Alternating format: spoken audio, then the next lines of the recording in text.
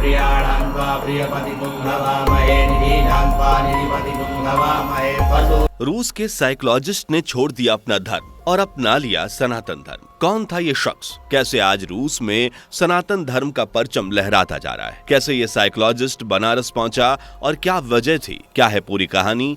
चलिए जानते हैं आज की वीडियो में। दुनिया भर में लहर चुका है सनातन धर्म का परचम। हर जगह उठ रही है हिंदू धर्म की लहरें। अब चाहे देश मुस्लिम ही हो या ईसाई, हर देश में हर कोने में सनातन धर्म की एक अलग ही छाप देखने को मिल रही है। वाकई में दोस्तों, सनातन धर्म आज दुनिया भर में अपनी अलग अलग जगह बनाए हुए है। आज लोग अपना धर्म छोड़कर सनातन धर्म को अपना रहे हैं और इन सब की वजह है सनातन धर्म में मिलने वाला सुकून, इसमें मिलने वाली शांति, इस धर्म से मिलने वाला परम ज्ञान। आज जो लोग आध्यात्म की खोज में हैं, वे लोग बिना कुछ सोचे समझे सनातन धर्म को अपना रहे हैं। वहीं सनातन धर्म की संस्कृति आज विदेशियों को अपनी ओर आकर्षित कर रही है।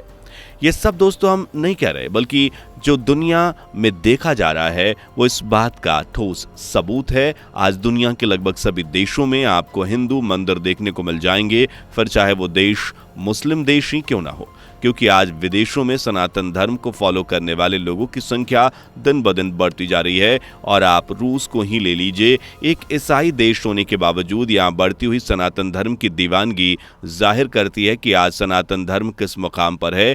वैसे आए दिन सनातन धर्म को अपनाने वाले लोगों की खबर आती ही रहती है। ऐसी ही खबर एक बार फिर रूस की तरफ से आई है, जिसमें एक क्लिनिकल साइकोलॉजिस्ट ने अपना धर्म छोड़ सनातन धर्म को अपना लिया है। दोस्तों, भले ही ये बात सुनने में आसान लगती हो, एक धर्म के दूसरे धर्म में परिवर्तन होना, लेकिन ये कोई बात आसान नहीं होती, बल्कि ऐसा करने में लोगों को काफी कठिनाइयों का सामना करना पड़ता है। लेकिन वो कहते हैं ना, अगर शिद्दत से किसी को चाहो तो कायनात भी उसमें आपका साथ देती है। बिल्कुल ऐसी ही कहानी है रूस के साइकोलॉजिस्ट की, जो सनातन धर्म से इतने प्रभावित हो गए कि आज वो सनातनी बन चुके हैं।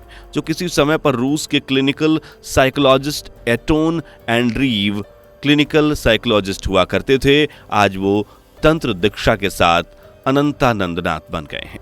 पर यहाँ तक का सफर उनका कैसा रहा और कैसे एंटोन एंड्रीव सनातन धर्म को अपनाने में कामयाब हुए, ये सब भी जानना आपके लिए दिलचस्प होगा। वैसे ये तो नई कहानी नहीं है, क्योंकि आज कई देशों में लोग सनातन धर्म में ही अपनी खुशी समझ रहे हैं।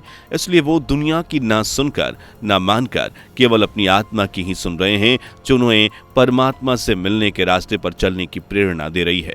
बिल्कुल ऐसा ही कुछ एंटोन एंड्रीव के साथ हुआ, जब उन्हें दुनिया में सनातन धर्म की पहचान रखने वाले धर्म की नगरी वाराणसी के बारे में पता चला।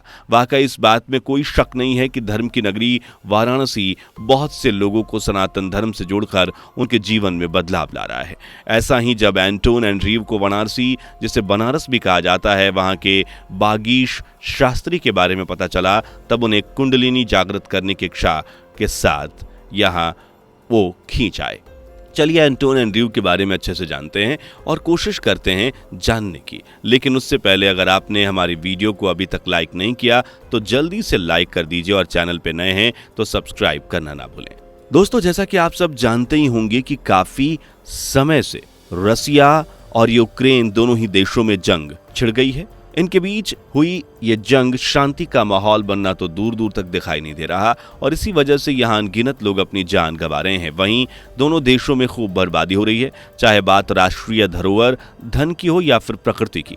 ये युद्ध ही वो वजह है जिसके चलते वहाँ के हजारों लाखों लोग घर से बेघर हो चुके हैं। अपने और अपने परिवार की जान बचाने के लिए लोग अपने देश को छोड़कर अन्य देशों में पनाह ले रहे हैं और इन सब से लोगों के बीच जो मानसिकता और तनाव बनी हुई है वो वाकई लोगों के लिए खतरनाक बनता जा रहा है और मानसिक शांति को लेकर लोगों की खोज इधर से उधर उन्हें भटका रही है। ऐसे ही लोगों में शामिल रूस के एक मनोचिकित्सक भी थे जिनका नाम आप जान ही चुके हैं, एंटोन एंड्रीव। ऐसे हालातों में वो अपने मन की शांति के लिए भारत में आए और यहाँ आकर वो सनातन धर्म के ज्ञान और अध्यात्म से इतने प्रभावित हो गए कि उन्होंने हिंदू धर्म की दीक्षा ही ले ली। और ऐसा भी हो भी क्यों ना, सनातन धर्म न केवल मानसिक शांति देता है बल्कि वो तो इंसान को परम ज्ञान, आध्यात्मिकता, भगवान की असीम शक्तियों से और उनकी दया और करुणा से रूबरू करवाता है। वैसे यहाँ हम एंटोन एंड्रयू के बारे में आपको बता दें कि वो रूस के सेंट पीटरबर्ग में रहने वाले हैं और वहाँ अपना साइकियाट्रिस्ट क्लिनिक चला रहे हैं। लेकिन वो रूस और यूक्रेन के युद्ध को देखकर काफी ज्यादा परेशान हो चुके थे।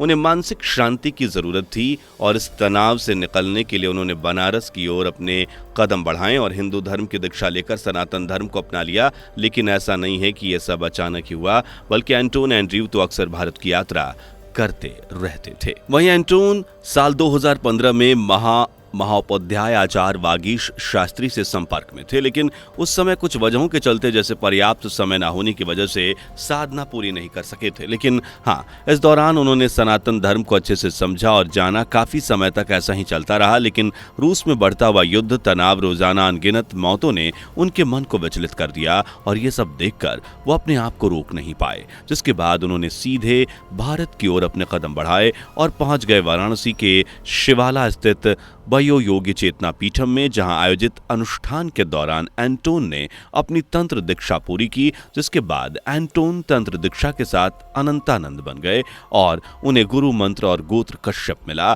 और इसके साथ ही अनंतानंद नाथ की सनातन धर्म की यात्रा शुरू हो गई। आपको बता दें कि एंटोन ने आशापति के सानिध्य में रहकर कुंडलिनी साधना की और इस दौरान उन्होंने पूरी 10 कक्षाएं भी लीं। उनकी तंत्र दीक्षा की शुरुआत आशापति शास्त्री के आचार्यत्व में पंडित सत्यम शास्त्री और पंडित विनित शास्त्री ने की। पूजन के दौरान एंटोन पीतांबर धारण किए हुए थे और ऐसे में एंटोन सनातन भाव में डूबे हुए नजर आए।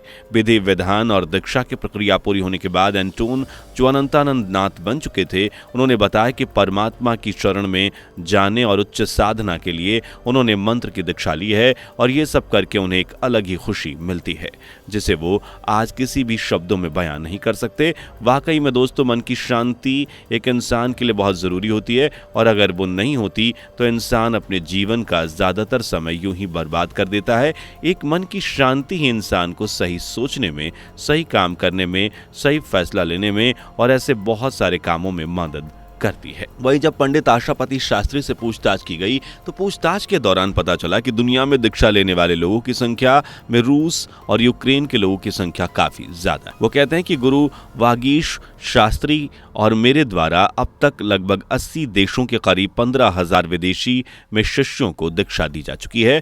इसी के साथ वो बताते हैं कि दीक्षा लेने की ये परंपरा 1980 में शुरू की गई थी। तब से ही कुंडलिनी पाठ से कुंडलिनी जागृत करने की परंपरा लगातार चल रही है।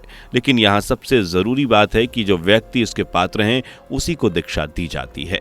इसके अलावा पंडित जी कहते हैं कि इसका दूसरा स्टेप आध्यात्म से जुड़ने का होता है, यानी ईश्वर से जुड़ने का। वो कहते हैं कि उसी ईश्वर से जुड़ने के लिए इस माध्यम को माना जाता है, क्योंकि ईश्वर तो एक ही है, इसलिए ईश्वर से जुड़ने के लिए इस परंपरा को फॉलो किया जाता है। साथ ही पंडित जी ये भी बताते हैं कि हम लोग किसी को एक ऐसे दीक्षा नहीं देते। पहले जो व्यक्ति दीक्षा लेने के लिए मन बनाता है उसको पहले दीक्षा के बारे में बताया जाता है, फिर उसके बाद वो व्यक्ति जो अनुभव करता है उसे जानना होता है और उसे जानने के बाद फैसला लिया जाता है कि वो दीक्षा ले पाएगा भी या नहीं। अगर वो इसके पात्र होता है तभी उसको दीक्षा देने का कार्यक्रम शुरू किया जाएगा, वरना उसे दीक्षा नहीं दी जाएगी। देखा दोस्तों, आपने किस तरह एक रूसी डॉक्टर बन गए अनंतानंद नाथ। लेकिन ये केवल रूस की बात नहीं, आज अमेरिका, जापान, इंडोनेशिया जैसे कई देशों में सनातन धर्म को मानने वाले लोगों की संख्या बढ़ती जा रही है। बड़े बड़े नामी लोग, सेलिब्रिटीज अपने धर्म को छोड़ सनातन धर्म को अपना रहे हैं और ऐसा क्यों हो रहा है वो तो आप सब जान ही चुके होंगे। तो वीडियो कैसी लगी आप हमें जरूर कमेंट में बताएंगे और इसके साथ साथ वीडियो को लाइक और शेयर करने के साथ चैनल को सब्सक्राइब करके बेल आइकन को प्रेस करना ना भूलें। मिलते हैं अगली वीडियो में। Bye bye. दोस्तों, आपको स्क्रीन पर 2 और वीडियोस दिखाई दे रही हैं, जिसे देखने के लिए स्क्रीन पर क्लिक करें।